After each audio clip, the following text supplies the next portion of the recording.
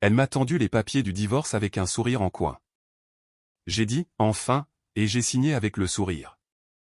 L'expression de son visage m'a indiqué qu'elle ne s'attendait pas du tout à cela. Elle m'a appelé en pleurant des semaines plus tard. Ma femme a posé les papiers du divorce devant moi avec un sourire en coin. J'ai signé sans hésitation et je lui ai dit « enfin ». L'expression de son visage m'a indiqué qu'elle n'avait rien vu venir. Des semaines plus tard, elle était à ma porte avec nulle part où aller, demandant de l'aide à l'homme qu'elle pensait avoir déjà vaincu. Mon nom est Patrice Garnier. J'ai 45 ans et j'ai passé la majeure partie de ma vie d'adulte à construire des choses. Littéralement, je suis superviseur principal de construction. Le gars qui arrive avant le lever du soleil, lit les plans, crie sur l'équipe de bétonnage quand ils sont décalés d'1 centimètre, et ne quitte pas le chantier avant que tout ne soit vérifié. J'ai dirigé des projets valant des dizaines de millions d'euros. Je sais repérer quand une fondation a un problème avant n'importe qui d'autre. Ce qui est drôle, c'est que j'ai complètement raté les fissures de ma propre maison. Céline et moi nous sommes rencontrés quand j'avais 24 ans. Elle en avait 23, elle travaillait à la réception d'un cabinet dentaire, et elle avait ce rire que l'on pouvait entendre à l'autre bout d'un parking. J'ai été très vite accroché. Nous nous sommes mariés 2 ans plus tard, et je pensais avoir tout compris. Nous avons été heureux, véritablement heureux, pendant des années. Je travaillais dur. Elle faisait tourner la maison. Et quand notre fils, Bastien, est arrivé, j'ai eu l'impression d'avoir construit quelque chose de vrai, quelque chose qui comptait. Bastien a 18 ans maintenant. Il a terminé le lycée le printemps dernier et est parti en école d'ingénieur en août, pour étudier l'ingénierie civile. Il suit les traces de son père, ce qui, je ne vais pas mentir, m'a rendu assez fier pour verser une petite larme lors de sa journée d'intégration. Ce gamin est solide. Il l'a toujours été. Ensuite est arrivé Jules. Céline est tombée enceinte quand Bastien avait 15 ans. Et je mentirais si je disais que ce n'était pas une surprise. Nous ne l'avions pas exactement planifié, mais je fais avec, de la même manière que je fais avec tout le reste. On s'adapte, on s'ajuste, et on fait en sorte que ça fonctionne. Jules est arrivé il y a 2 ans et demi, et j'ai tenu ce garçon dans la salle d'accouchement, et je l'ai aimé. Je l'ai aimé de la façon dont on aime quelque chose de complètement vulnérable qui a besoin de nous. Mais quelque chose me tracassait depuis le début, quelque chose que je continuais à refouler. Jules ne me ressemble pas. Pas de manière évidente. Pas de la manière qui déclencherait des alarmes. Mais je suis un gars qui remarque les détails. C'est littéralement mon travail. Et depuis l'époque où Jules avait environ 1 an, il y avait ce léger malaise dont je n'arrivais pas à me débarrasser. Je me disais que j'étais paranoïaque. Céline avait été différente pendant cette grossesse plus distante, plus sur la défensive mais j'ai mis cela sur le compte du stress. Elle avait 40 ans, après tout. Une grossesse surprise à 40 ans n'est pas exactement une promenade de santé. Pendant ce temps, je continuais à travailler. De longues heures, de longues semaines. Je supervisais un immense développement commercial à Saint-Priest, à environ 40 minutes de notre maison à Villefranche-sur-Saône, en Auvergne-Rhône-Alpes. Des journées de 12 heures étaient normales, parfois 16. Je rentrais à la maison, je mangeais ce qui restait sur la cuisinière, et je tombais dans mon lit. Céline disait qu'elle comprenait. Elle disait les bonnes choses, mais elle a cessé de demander comment s'était passée ma journée, et son téléphone a commencé à aller partout avec elle aux toilettes, dans la chambre, face vers le bas sur le comptoir de la cuisine. Elle a commencé à sortir davantage. Soirée entre filles, disait-elle. Un cours de fitness le jeudi. Une nouvelle amie nommée Amandine que je n'ai jamais vraiment rencontrée. J'ai remarqué tout cela. Je ne voulais tout simplement pas croire ce que je remarquais. Le moment qui a mis fin à mon déni fut un mardi de septembre. J'étais au contrôle pédiatrique des 18 mois de Jules. Céline m'avait demandé de l'emmener car elle avait un impératif pour le travail. Le pédiatre, Dr Calvet, parcourait les analyses de sang de Jules et a mentionné son groupe sanguin en passant. Type AB. Je suis de type O. Céline est de type A. Je suis resté assis là pendant que le docteur Calvet continuait à parler. Et je n'ai absolument rien entendu de tout cela parce que j'avais suffisamment de notions de base en biologie pour comprendre ce que le type AB signifiait quand les 2 parents étaient respectivement O et A. J'ai conduit jusqu'à la maison avec Jules sur le siège arrière, sa petite main enroulée autour d'un camion en jouet, complètement inconscient. Je l'ai couché pour une sieste, puis je me suis assis seul à la table de la cuisine et j'ai fixé le mur pendant un long moment. Je n'ai pas crié. Je n'ai rien jeté. J'ai juste pris une décision. J'allais découvrir exactement ce qui se passait, et j'allais être prêt pour tout ce que je trouverais. J'ai commandé le kit de test d'acide désoxyribonucléique en ligne le soir même. Laboratoire privé, emballage discret, résultat en 7 à 10 jours ouvrables. J'ai utilisé mon adresse électronique professionnelle et je l'ai fait livrer au bureau du chantier à Saint-Priest. Personne ne pose de questions sur les paquets sur un chantier de construction. La moitié du temps, il y a 3 ou 4 livraisons par jour. Personne n'allait le remarquer. Pendant que j'attendais, j'ai fait ce que je fais toujours quand je suis confronté à un problème que je ne peux pas régler immédiatement. J'ai travaillé.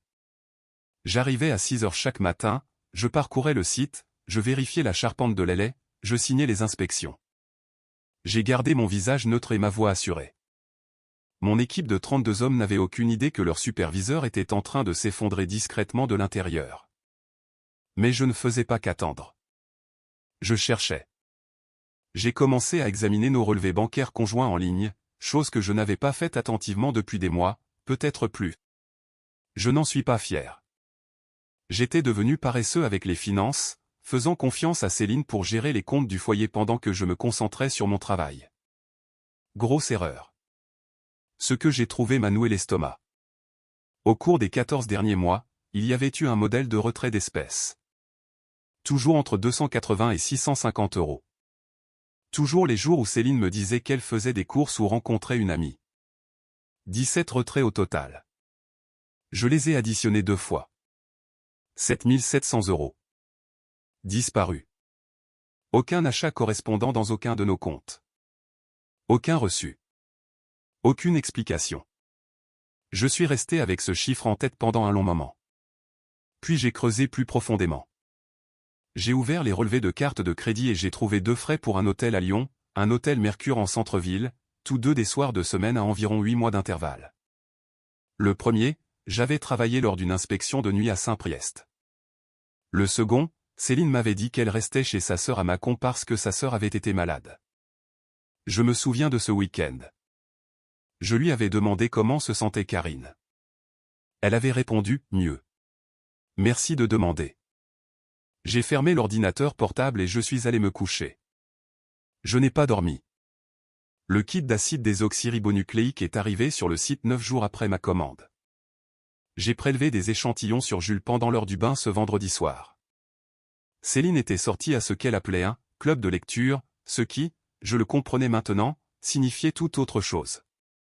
Jules riait et m'éclaboussait d'eau pendant que je passais les couvillons sur sa joue.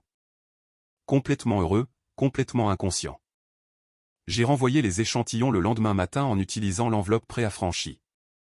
6 jours plus tard, les résultats sont arrivés sur ma messagerie électronique à 7h14 du matin.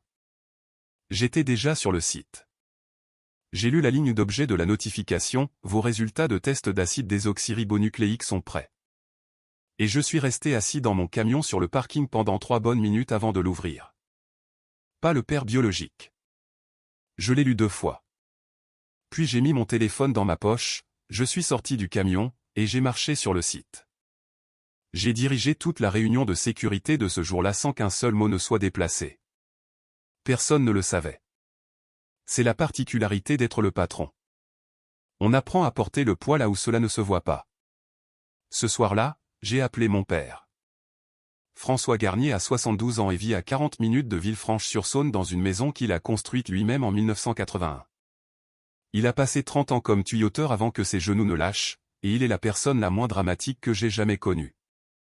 Quand j'ai conduit jusque-là et que je me suis assis à la table de sa cuisine pour tout lui raconter, le groupe sanguin, le test, les frais d'hôtel, l'argent liquide, il n'a pas bronché. Il nous a versé à tous les deux une tasse de café, a remis la cafetière sur la plaque chauffante, et est resté silencieux un moment. Puis il a dit, « Depuis combien de temps sais-tu que quelque chose n'allait pas ?» J'y ai réfléchi honnêtement. Probablement 2 ans, ai-je admis. Il a hoché la tête lentement, comme si cela confirmait quelque chose qu'il soupçonnait déjà. « Tu as toujours laissé les choses traîner trop longtemps avant de les réparer, » a-t-il dit. « Tu te souviens de ce problème de poutre sur le chantier Lemaire ? tu l'as vu en mars et tu n'as abattu le mur qu'en juin. C'était mon père. Pas de cris, pas de drame, juste droit au but. Qu'est-ce que tu vas faire, a-t-il demandé. Je vais être intelligent à ce sujet, lui ai-je dit. Je ne vais pas exploser. Je vais d'abord parler à un avocat. Il m'a fait un seul signe de tête, le genre qui signifie bien. Puis il a dit, ne lui laisse pas savoir que tu sais. Pas encore. Les gens font des erreurs quand ils pensent qu'ils ont encore de l'avance.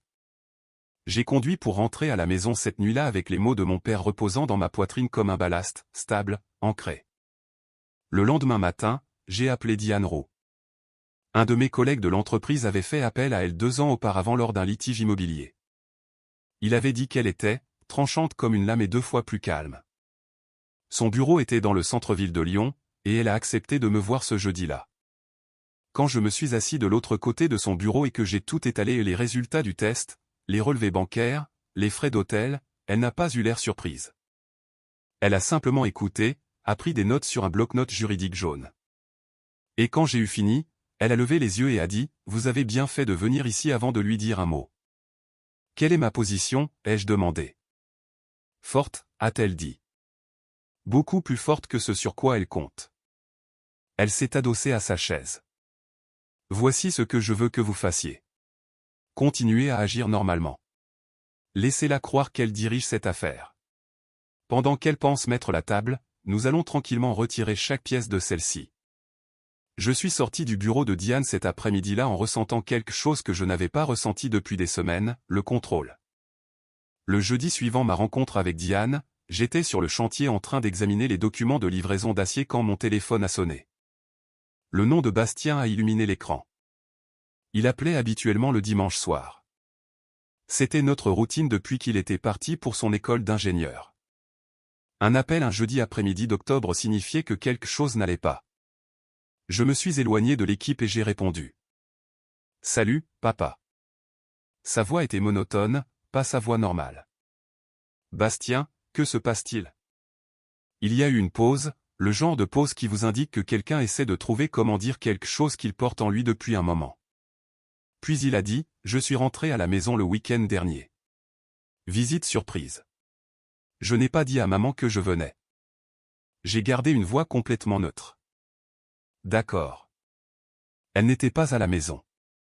Je suis entré avec ma clé, et j'allais attendre, mais je me suis ennuyé et j'ai pris sa tablette iPad sur le comptoir pour regarder quelque chose. Une autre pause. Papa, elle ne s'était pas déconnectée de ses messages. Je me suis éloigné encore plus de l'équipe, vers la clôture à la limite du chantier. Que as-tu vu? Assez. Sa voix était tendue. Il y a un type qui s'appelle Mathieu. On dirait que ça dure depuis un moment. Je n'ai pas tout lu. Je l'ai reposé assez vite, mais ce que j'ai vu était suffisant. Il s'est arrêté. Papa, je suis désolé. Je ne savais pas si je devais t'appeler. Tu as exactement fait ce qu'il fallait, ai-je dit. Tu m'as appelé. C'est ce que tu devais faire. Est-ce que tu vas bien? J'ai regardé à travers le chantier vers la structure en acier qui s'élevait contre le ciel gris d'Auvergne-Rhône-Alpes, vers l'équipe qui se déplaçait efficacement en dessous, vers tout ce qui était ordonné, mesurable et sous contrôle. Je vais bien, lui ai-je dit. J'ai besoin que tu fasses quelque chose pour moi. Ne dis rien à ta mère. Ne change pas ta façon de lui parler ni la fréquence de tes appels. Peux-tu faire ça? Ouais, a-t-il dit doucement. Je peux faire ça. Et Bastien, rien de tout cela ne change quoi que ce soit entre toi et moi. Pas une seule chose. Il a gardé le silence un moment, puis il a dit, « Je sais, papa. » Sa voix avait quelque chose que je n'avais jamais entendu auparavant. Ce n'était plus une voix de petit garçon.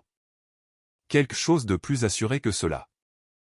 J'ai raccroché, je suis resté près de cette clôture pendant 60 secondes, puis je suis retourné vers mon équipe et j'ai passé le reste de l'après-midi à vérifier les calculs de charge comme si de rien n'était.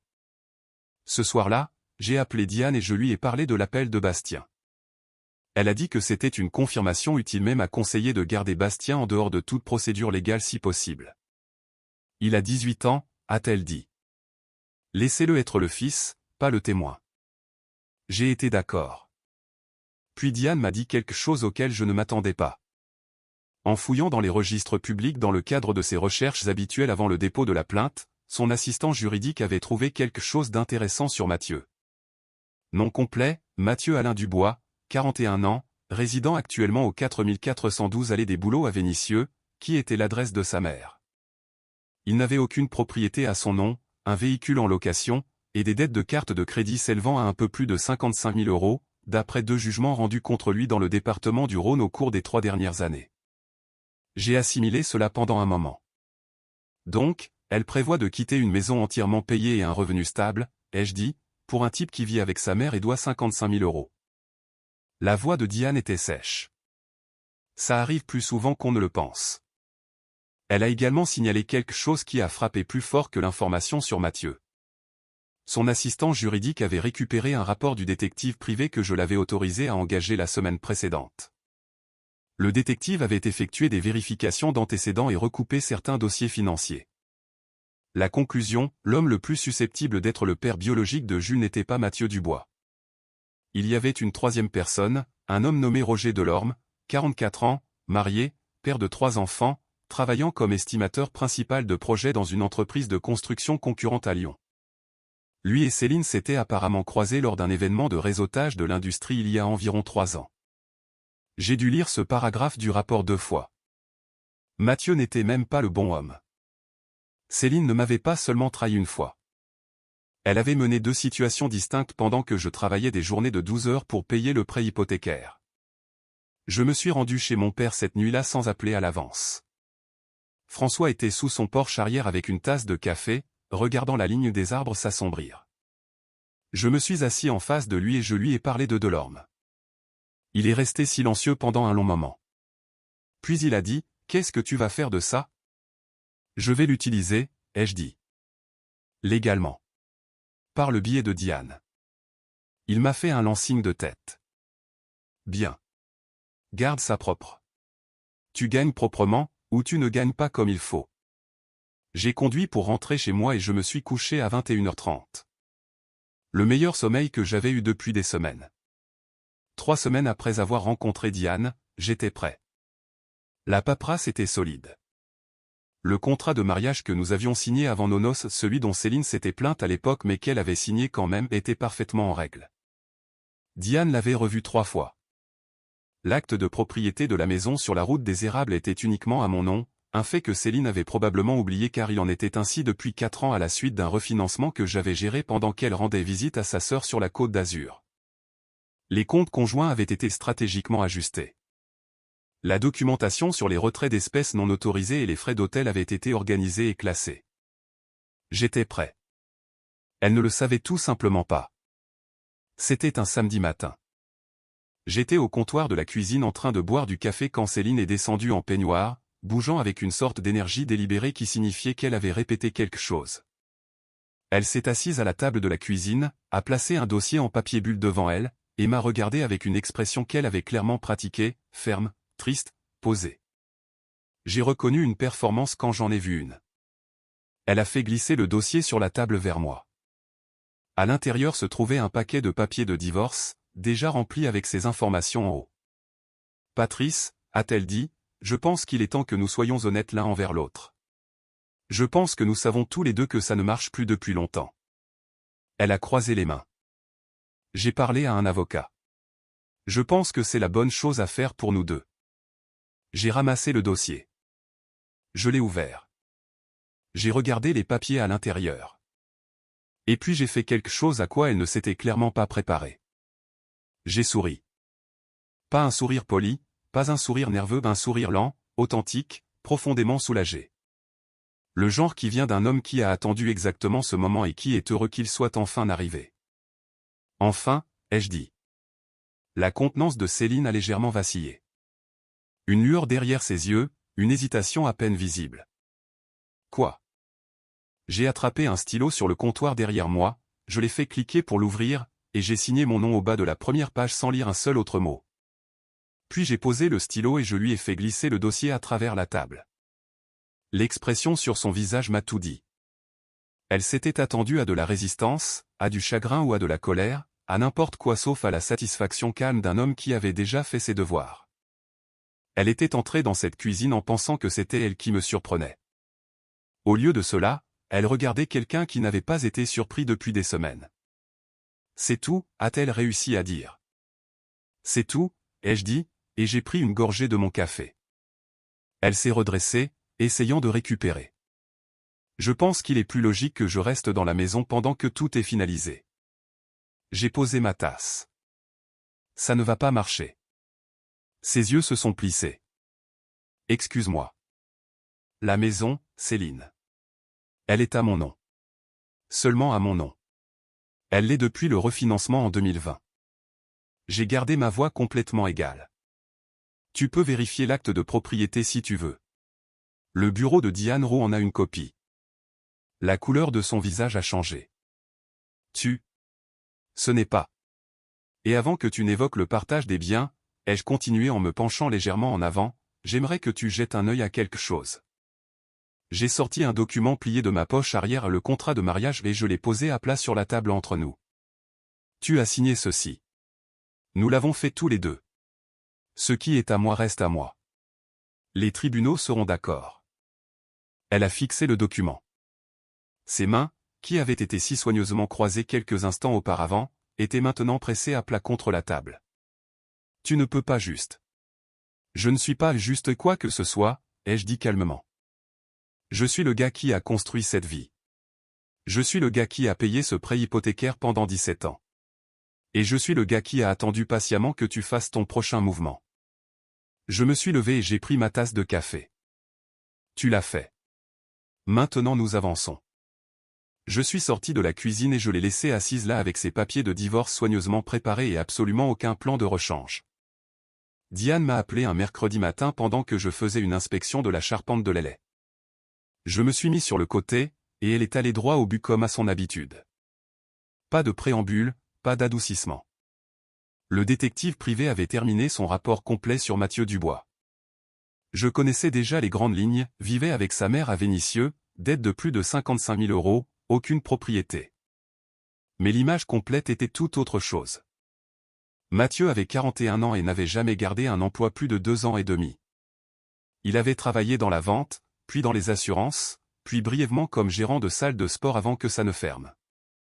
Il se présentait actuellement sur les réseaux sociaux comme consultant en affaires, ce qui, selon le détective, semblait signifier qu'il n'avait aucun emploi officiel en cours. Les 2 jugements contre lui dans le département du Rhône provenaient d'une société de cartes de crédit et d'un ancien propriétaire. Celui du propriétaire était particulièrement révélateur. Il avait été expulsé d'un appartement à Bron 3 ans auparavant pour non-paiement, ce qui correspondait à peu près au moment où il était apparemment retourné vivre chez sa mère dans l'allée des Bouleaux. Sa voiture était une Audi en location. Bien sûr qu'elle l'était. Diane a également confirmé ce que son assistant juridique avait signalé plus tôt au sujet de Roger Delorme, l'homme que son détective croyait être en réalité le père biologique de Jules. Delorme était estimateur principal de projets chez Moreau et Fils Construction à Lyon. Marié depuis 14 ans, 3 enfants, actif dans la communauté de son église, entraînait l'équipe du club de football local de son fils selon toutes les apparences, une vie tout à fait respectable. J'ai réfléchi à cela un instant. Un homme avec 3 enfants à lui entraînant une équipe de football pendant que ma femme portait son enfant dans ma maison. Qu'est-ce que je fais avec Delorme, ai-je demandé à Diane. Pour l'instant, rien, a-t-elle dit. Son lien biologique avec Jules est pertinent pour le litige de paternité, mais nous n'avons pas besoin de le confronter directement pour l'utiliser légalement. Les résultats d'acide désoxyribonucléique le nomment. C'est suffisant. Et le litige de paternité lui-même ? Nous le déposons formellement, contesté dans le cadre de la procédure de divorce. La loi française le permet. Étant donné que vous avez les résultats d'acide désoxyribonucléique, la documentation sur le groupe sanguin et la chronologie établie par le détective. Le tribunal statuera presque certainement en votre faveur. Elle a fait une pause. Je veux être honnête avec vous, Patrice. Il y a une chance que le juge vous considère toujours comme un parent de fait, compte tenu du temps que vous avez passé avec Jules, mais l'obligation financière, la paternité légale, c'est ce que nous contestons, et je crois que nous allons gagner cela. Je me suis appuyé contre la clôture du chantier et j'ai regardé la structure en acier du bâtiment que je supervisais depuis 7 mois. Chaque poutre de cette structure était là où elle était parce que quelqu'un l'avait mesurée, vérifier et valider avant de s'y engager. Déposez-le, ai-je dit. Ce soir-là, j'ai fait quelque chose que je repoussais. Je me suis assis à ma table de cuisine pendant que Céline était à l'une de ses sorties nocturnes de plus en plus fréquentes, et j'ai appelé Bastien. Il a répondu à la deuxième sonnerie. Papa. Salut, mon grand. Tu as quelques minutes. Ouais, bien sûr.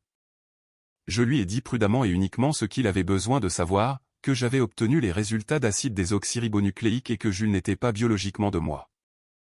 Je lui ai dit que je gérais cela par l'intermédiaire de Diane, que le divorce avançait, et qu'il n'avait pas à s'inquiéter de quoi que ce soit de mon côté.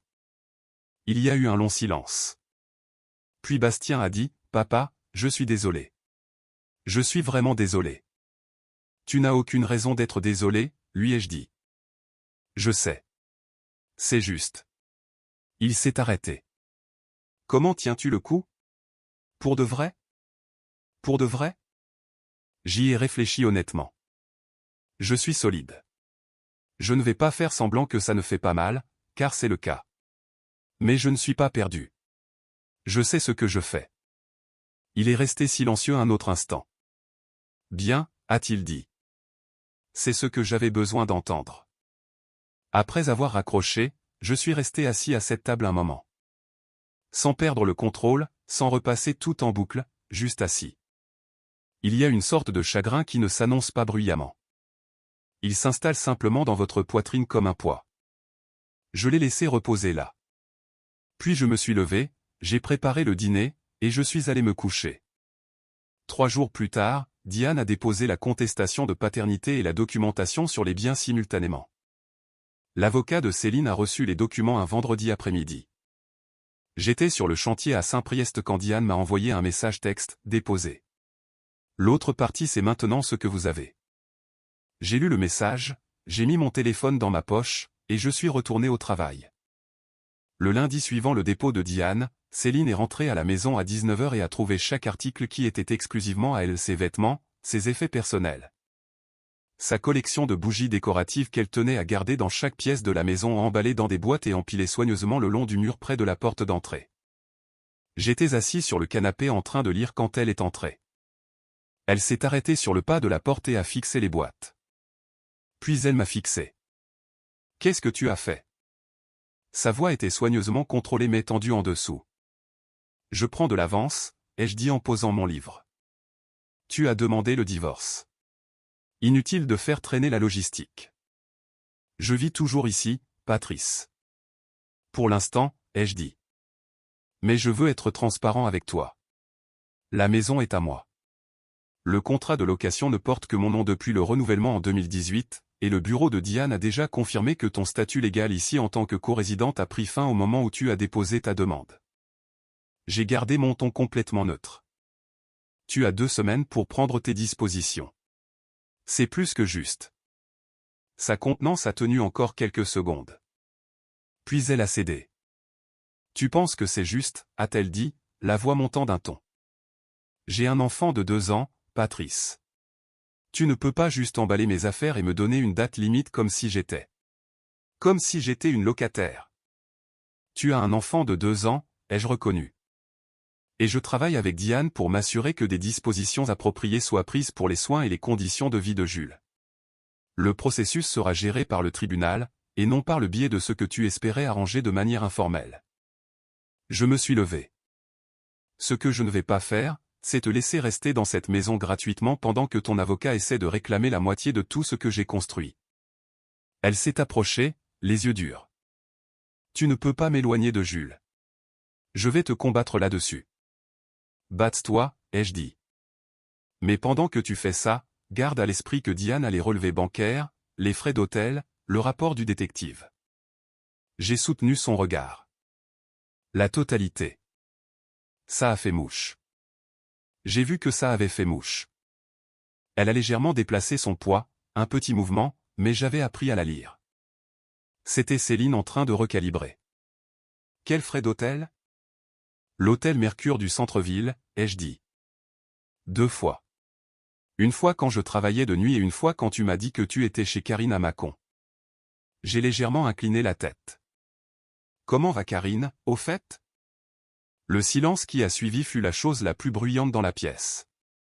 Je suis aussi au courant pour l'argent, ai-je continué. 7 700 € en retrait d'espèces sur 14 mois. Diane a documenté chaque transaction. J'ai repris mon livre. Je le sais depuis un moment, Céline.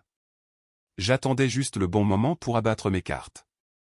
Elle est restée au milieu du salon sans parler pendant un long moment. Puis elle a dit doucement, « Et Jules ?» Et c'était là, la vraie question. Pas l'argent, pas la maison. Jules. J'ai reposé le livre et je l'ai regardé directement. J'aime ce garçon, ai-je dit, et je pensais chaque mot. Je l'ai aimé depuis le jour de sa naissance. Rien de ce qui se trouve dans ces documents ne change cela dans mon cœur. J'ai gardé la voix ferme. Mais je ne vais pas être légalement désigné comme le père biologique d'un enfant qui n'est pas le mien, et je ne vais pas payer de pension alimentaire sur cette base. La vérité va éclater dans cette salle d'audience, Céline. C'est déjà dans le dossier. Elle a fermé les yeux un instant. Tu devrais y aller, ai-je dit. Pas ce soir. Je ne te demande pas de partir ce soir, mais tu dois commencer à faire des plans, car dans 2 semaines, les serrures vont être changées. J'ai repris mon livre. Elle est restée là encore 1 minute. Puis j'ai entendu ses pas dans les escaliers. Je ne l'ai pas suivi en haut. Je suis resté assis là et j'ai pensé à Jules, endormi dans sa chambre. Ce petit visage, ses mains potelées, la façon dont il avait ri pendant l'heure du bain pendant que je prenais l'échantillon d'acide désoxyribonucléique. Et j'ai ressenti quelque chose de compliqué et de lourd et de complètement honnête. Je n'allais pas fuir cela. Je n'allais pas faire semblant. Mais je n'allais pas porter un mensonge pour toujours, non plus. Diane m'avait conseillé de laisser le processus légal s'occuper de Roger Delorme. Elle avait raison, d'un point de vue professionnel. Les résultats d'acide désoxyribonucléique le nommaient. Le tribunal s'occuperait de la question de paternité sans que j'aie jamais à dire un mot à l'homme directement. J'ai laissé passer 2 semaines après le dépôt de la plainte. J'ai laissé le bureau de Maître Gauthier, l'avocat de Céline, envoyer 3 lettres de plus en plus agitées à Diane. J'ai laissé Céline se déplacer dans la maison avec l'énergie tendue et contenue de quelqu'un qui recalculait furieusement tout ce qu'elle pensait savoir de sa position. Et puis, un mardi soir, j'ai décroché le téléphone et j'ai appelé Roger Delorme. Pas par colère, pas pour le menacer, détruire sa vie ou faire une scène. Je l'ai appelé parce que j'avais besoin de lui dire une chose directement, d'homme à homme, et qu'ensuite je devais en avoir fini avec ça. Il a répondu à la 4e sonnerie. Sa voix était prudente. Il avait probablement vu un numéro inconnu et avait failli ne pas décrocher. Roger Delorme, ai-je dit. Mon nom est Patrice Garnier. Je pense que vous savez pourquoi j'appelle. Une longue pause. Puis, très doucement, oui. Je ne vais pas rendre cela compliqué, ai-je dit. J'ai les résultats d'acide désoxyribonucléique. Mon avocate les a. Le tribunal va les avoir. Je n'appelle pas pour vous menacer ou négocier avec vous. J'ai gardé ma voix égale et posée, la même voix que j'utilise quand je dis à un sous-traitant quelque chose qui n'est pas sujet à débat. J'appelle pour vous dire qu'il y a un garçon de 2 ans et demi qui va avoir besoin d'un père. Je ne serai pas ce père légalement. Cela signifie que la responsabilité va retomber sur vous. Je vous suggère de commencer à imaginer à quoi cela va ressembler. Un autre silence. Puis il a dit, je ne savais pas. Je ne suis pas intéressé par ce que vous ne saviez pas, ai-je dit. Je suis intéressé par ce que vous allez faire dorénavant. Ce garçon n'a rien demandé de tout cela. J'ai raccroché. Je suis resté assis à la table de la cuisine pendant 1 minute. Pas triomphant, pas soulagé. Juste soulagé d'en avoir fini avec cette partie précise. La chose suivante qui nécessitait d'être gérée était Mathieu. Diane avait déjà signalé les 7 700 € de retrait d'espèces comme preuve de dissipation des biens matrimoniaux. C'était le terme légal, et c'était un argument fort dans les procédures de divorce en France. Mais 2 jours après le dépôt, son assistant juridique a découvert quelque chose de supplémentaire qui a considérablement changé la donne. En fouillant dans les relevés de cartes de crédit, il y avait 3 prélèvements sur un compte que Céline avait ouvert sous son nom de jeune fille, un compte dont j'ignorais l'existence. Solde total transféré au cours des 8 derniers mois, 21 000 €. Les prélèvements correspondaient aux dates où Mathieu avait prétendument eu besoin d'aide pour des factures, un paiement de voiture, et ce qui semblait être un transfert d'argent liquide vers un compte Lydia enregistré au nom de Mathieu A. Dubois. J'ai appelé Diane au moment même où elle m'a transmis la documentation. Cela change considérablement le tableau des actifs, a-t-elle dit. 21 000 € provenant d'un compte de la période du mariage transféré à un tiers, cela ne va pas plaire à un juge. Combiné avec les 7 700 € de retrait d'espèces, nous examinons plus de 27 500 € de dissipation documentée.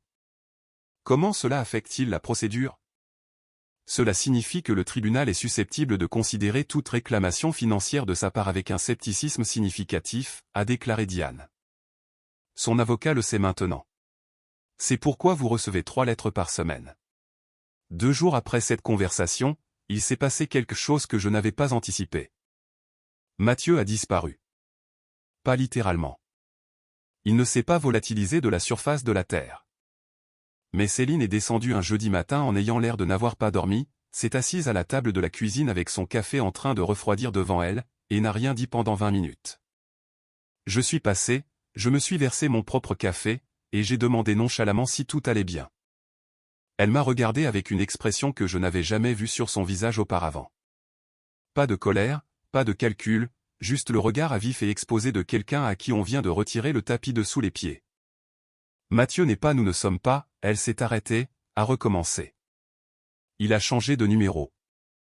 Je n'ai rien dit. Il a juste. Il a arrêté de retourner mes appels. Et puis son numéro a été déconnecté. Et je. Elle a pincé les lèvres. J'ai pris ma tasse de café. Je suis désolé d'entendre ça, ai-je dit, et je le pensais de la manière détachée dont on pense à quelque chose qui a toujours été inévitable. Puis je suis sorti de la cuisine et je l'ai laissée assise là. Ce soir-là, j'ai appelé Bastien. Il a répondu immédiatement. Je lui ai parlé des 21 000 €, de la disparition de Mathieu, de la situation avec Diane. Je suis resté factuel et calme.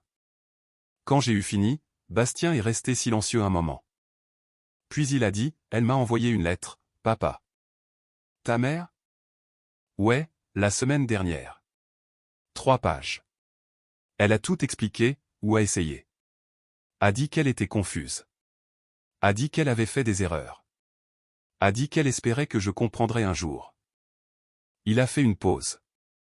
Je n'ai pas répondu. C'est ta décision, lui ai-je dit. Entièrement la tienne. Je sais, a-t-il dit. C'est juste que. Je ne suis pas prêt. Peut-être un jour, mais pas maintenant. Une autre pause. J'ai apporté la lettre chez toi. Je l'ai laissée dans ta boîte aux lettres. J'ai pensé que tu devrais la lire. Je suis sorti à la boîte aux lettres après avoir raccroché. L'enveloppe était là, scellée. Le nom de Bastien avec l'écriture de Céline sur le devant. Il l'avait glissée là sans l'ouvrir, retour à l'expéditeur, à sa manière. Je l'ai rentrée à l'intérieur, je l'ai posée sur le comptoir, et je l'ai regardée pendant un long moment. Puis je l'ai mise dans le tiroir de la cuisine et je l'ai laissée là. Pas parce que j'avais peur de ce qu'il y avait à l'intérieur, mais parce qu'il y a des choses qui n'ont pas besoin d'être lues pour être comprises. Jules a eu 3 ans un jeudi de novembre. Je savais que la date approchait. J'en avais conscience de la même manière qu'on a conscience d'un système orageux qui approche. On le suit à l'horizon. On fait ses préparatifs, et on décide à l'avance de la façon dont on va le gérer quand il arrivera. Céline avait déménagé 11 jours plus tôt. Elle louait un appartement d'une chambre à Villeurbanne. Temporaire, avait dit son avocat à Diane, pendant qu'elle réfléchissait à ses prochaines étapes. Elle avait pris ses cartons, sa voiture, et tous les arrangements qu'elle avait bricolés pour la garde de Jules pendant la transition. La maison semblait différente sans eux. Plus calme. Pas vide, exactement. Juste débarrassée de quelque chose qui avait pris de l'espace. L'anniversaire de Jules tombait un jeudi, ce qui était l'un des jours de garde de Céline selon l'accord provisoire que Diane avait négocié. Je l'avais les lundis, les mercredis, et un week-end sur 2. Un arrangement qui était temporaire, en attendant le jugement de divorce final, mais que le tribunal avait approuvé. J'aurais pu trouver une raison pour passer. C'était son anniversaire. Personne n'aurait posé de questions. Je n'y suis pas allé. Ce n'était pas de la cruauté. Ce n'était pas de l'indifférence. C'était le type de décision le plus difficile, celui où l'on sait que ce qui semble juste sur le moment n'est pas ce qui est juste sur le long terme. Diane avait été claire. Se présenter à l'appartement de Céline sans y être invité un jour de garde, même pour un anniversaire, brouillerait les pistes légales. Cela indiquerait au tribunal que les limites n'étaient pas respectées. Et en ce moment, la procédure légale était la seule chose qui se tenait entre moi et un jugement qui me coûterait bien plus qu'une visite d'anniversaire. Alors à la place, j'ai conduit jusqu'à la maison de mon père. François était dans le garage quand je suis arrivé, travaillant sur la réparation d'un petit moteur, la tondeuse à gazon d'un voisin, quelque chose qu'il faisait de temps en temps juste pour s'occuper les mains. Il a levé les yeux quand il a entendu mon camion. « Je pensais que tu pourrais passer aujourd'hui, » a-t-il dit. Je me suis assis sur le tabouret de l'établi et je l'ai regardé travailler pendant un moment sans rien dire. Le garage sentait l'huile, le métal et la sueur, la même odeur qu'il avait eue toute ma vie. Il y avait quelque chose d'ancrant là-dedans. Après quelques minutes, François a posé la clé et m'a regardé. « Comment tu tiens le coup ? » « C'est son anniversaire, ai-je dit. Je devrais être là. »« Ouais, » a dit simplement François. « Tu devrais. Et tu n'y es pas. Et c'est à cause des choix qu'elle a fait, pas des choix que tu as fait. » Il a repris la clé. Ça ne rend pas les choses plus faciles, mais c'est vrai. Nous sommes restés dans ce garage pendant 2 heures. Il a terminé la tondeuse à gazon. Je l'ai aidé à réorganiser le mur d'outils, chose que nous avions l'intention de faire depuis des mois. Nous n'avons pas beaucoup parlé. Nous n'en avions pas besoin. Sur le chemin du retour, je me suis arrêté dans un magasin de jouets et j'ai acheté à Jules un circuit de train en bois, du genre avec les connecteurs magnétiques et les petits pompins. Je l'ai ramené à la maison et je l'ai mis dans le placard de la deuxième chambre pour mercredi, quand il serait de retour avec moi. Cette nuit-là, mon téléphone a sonné à 21h47. Numéro inconnu. J'ai répondu. C'était Céline. Elle pleurait. J'ai pu l'entendre dès la première syllabe. Sa voix était serrée et petite d'une manière que je n'avais jamais entendue venant d'elle auparavant. « Patrice, a-t-elle dit, J'avais juste besoin de dire quelque chose. » Je me suis assis sur le bord du lit.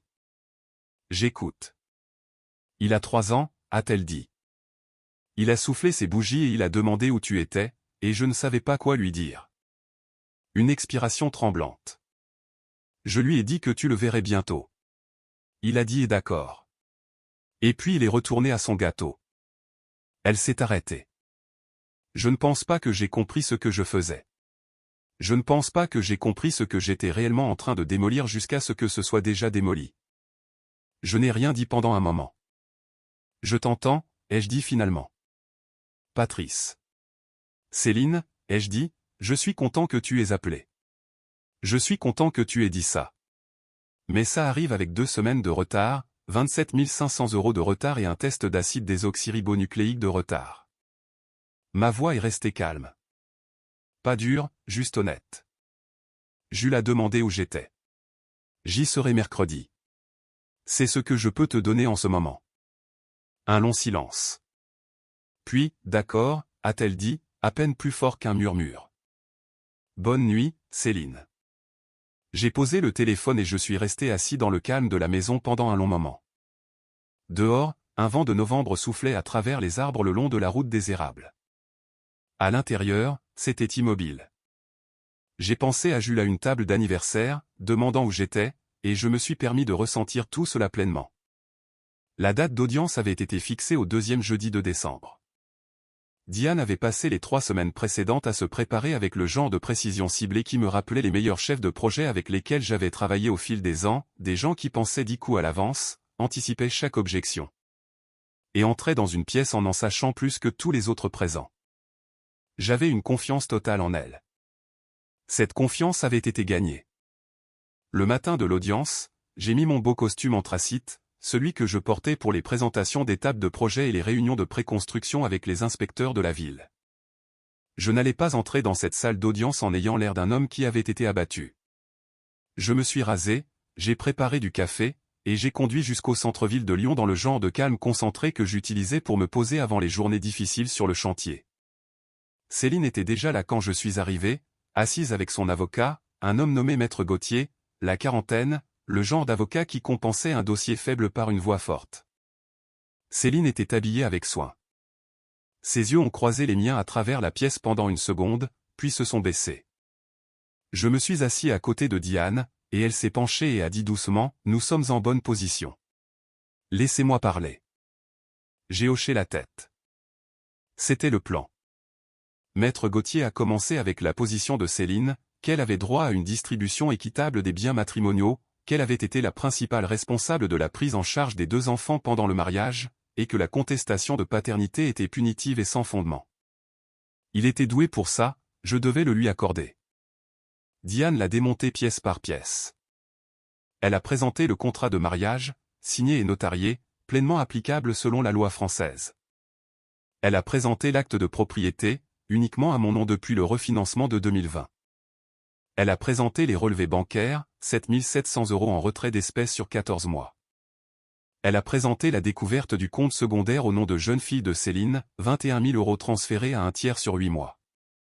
Elle a présenté les reçus d'hôtel. Elle a présenté le rapport du détective. Puis elle a présenté les résultats d'acide désoxyribonucléique. La juge, une femme à la fin de la cinquantaine, portant des lunettes de lecture, qui ne laissait absolument rien transparaître de ses expressions, a examiné chaque document à tour de rôle. Maître Gauthier a fait objection à 3 reprises. La juge n'en a retenu aucune. Sur la question de la paternité, la juge a noté que l'article 332 du Code civil permettait de réfuter la présomption de paternité avec des preuves claires et convaincantes. Les résultats d'acide désoxyribonucléique, a-t-elle déclaré, constituaient exactement cela. Le père biologique enregistré devait être corrigé pour refléter les conclusions réelles. Ma paternité légale a été formellement dissoute. Sur la question des biens, la juge a examiné le contrat de mariage, l'a jugé applicable, et a statué en conséquence. La maison restait mienne. Mes économies personnelles restaient miennes. Le compte conjoint du mariage, ce qu'il en restait après les retraits d'espèces et les transferts non autorisés devait être divisé, mais compte tenu de la dissipation documentée, la part de Céline a été réduite proportionnellement. Maître Gauthier a fait une dernière tentative pour obtenir une pension alimentaire pour l'épouse. La juge l'a regardée par-dessus ses lunettes de lecture et a dit qu'elle n'était pas encline à accorder une pension alimentaire à une partie qui avait manifestement dissipé les biens matrimoniaux. Elle a donné 30 jours à Céline pour vider la maison de tous ses effets personnels restants. C'était terminé en 2h14. Diane a rassemblé ses dossiers et a dit, sans cérémonie, ça s'est passé aussi bien que possible. Elle m'a serré la main. Vous avez été patient, et vous étiez préparé. C'est ce qui a permis de gagner. Je suis sorti du tribunal par un froid après-midi de décembre. Le ciel était de ce genre de bleu clair et vif qui n'apparaît qu'en hiver. Je suis resté sur les marches un instant et j'ai respiré un grand coup. Je ne me sentais pas triomphant. Je n'avais pas envie de fêter ça. Ce que je ressentais, c'est que c'était propre, comme un chantier après que la dernière inspection a été passée et que les papiers ont été signés et que l'on peut enfin passer à l'étape suivante. J'ai appelé Bastien depuis le parking couvert. C'est fini, lui ai-je dit. Une pause. Puis, comment ça s'est passé? Comme ça devait se passer, ai-je dit. La maison est à moi.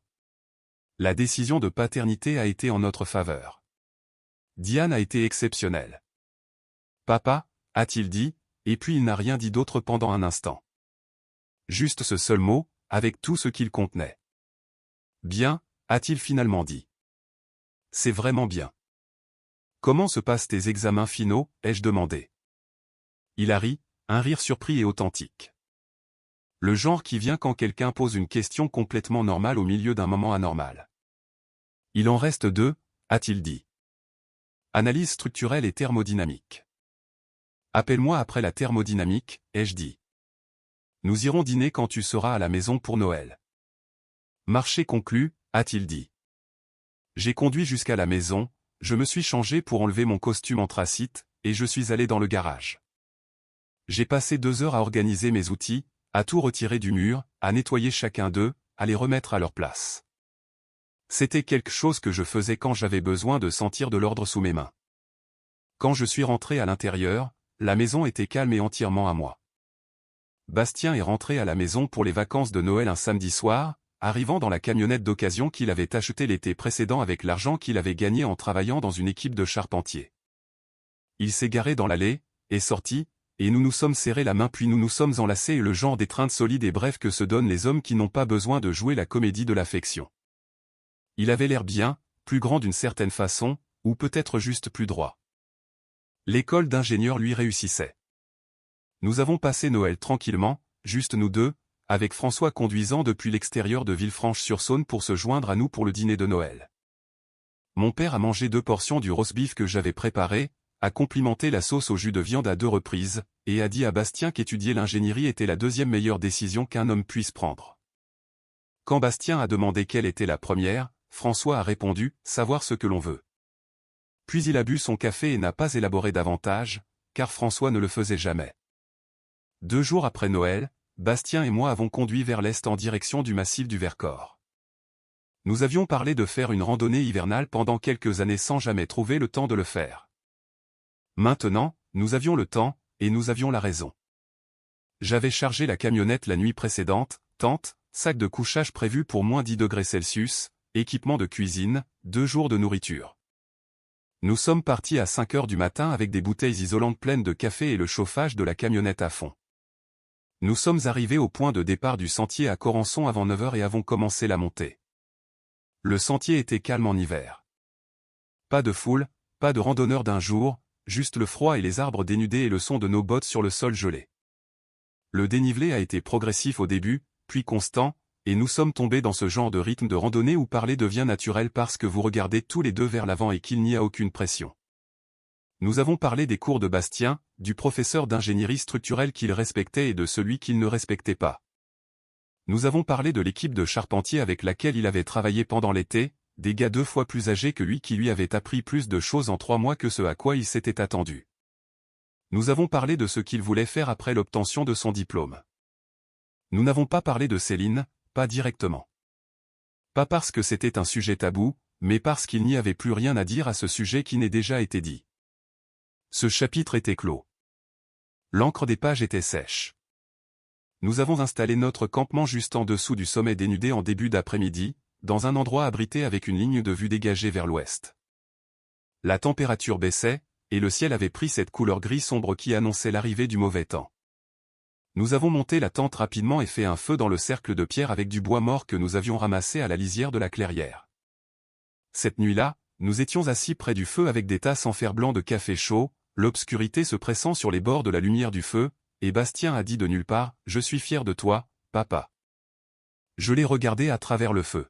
« Je le pense vraiment », a-t-il dit. « La façon dont tu as géré tout ça. Tu ne t'es pas effondré. Tu n'as rien fait de stupide. Tu as juste. Tu l'as géré. » J'ai réfléchi à cela pendant un instant. Aux nuits passées à la table de la cuisine, au bureau de Diane, au tribunal, et à l'appel à Delorme. À l'anniversaire de Jules et au train enjoué dans le placard, que je lui avais donné lors de la première visite du mercredi après l'audience, le regardant s'asseoir par terre et connecter les pièces avec une concentration absolue et absorbée. J'avais de bonnes personnes à mes côtés, ai-je dit. Toi, François, Diane. Ouais, a dit Bastien. Mais tu devais quand même être celui qui portait tout ça. Nous sommes restés silencieux un moment avec cette pensée. Le feu a crépité et a bougé. Un hibou a ululé quelque part dans les arbres sombres au-dessus de nous. Qu'est-ce qui se passe maintenant, a demandé Bastien. Nous construisons quelque chose de nouveau, ai-je dit. C'est ce qu'on fait une fois qu'un chantier a été déblayé. On construit quelque chose de nouveau dessus. Il a hoché la tête lentement, regardant dans le feu. Puis il a dit, j'aime bien ça. Nous sommes allés nous coucher vers 22 heures. Je me suis allongé dans mon sac de couchage, écoutant le vent souffler à travers la crête au-dessus de nous, et j'ai ressenti quelque chose que je n'avais pas ressenti depuis longtemps. Pas exactement du bonheur, pas encore, mais son prédécesseur solide et fiable, le sentiment que le sol sous vous est plat et réel, et que vous savez exactement sur quoi vous vous tenez. Le lendemain matin, nous nous sommes réveillés avec quelques centimètres de neige sur le double toit de la tente et un ciel qui était devenu propre et blanc. Nous avons préparé des flocons d'avoine sur le réchaud de camping et les avons mangés debout, regardant la crête se dessiner à mesure que la lumière augmentait. Bastien a regardé vers l'extérieur et a dit, pas mal. Pas mal du tout, ai-je convenu. Nous avons levé le camp, pris nos sacs sur nos épaules, et commencé à redescendre la montagne. Père et fils, deux hommes qui savaient où ils en étaient l'un par rapport à l'autre, avançant à travers une matinée froide et lumineuse avec tout le sentier devant eux.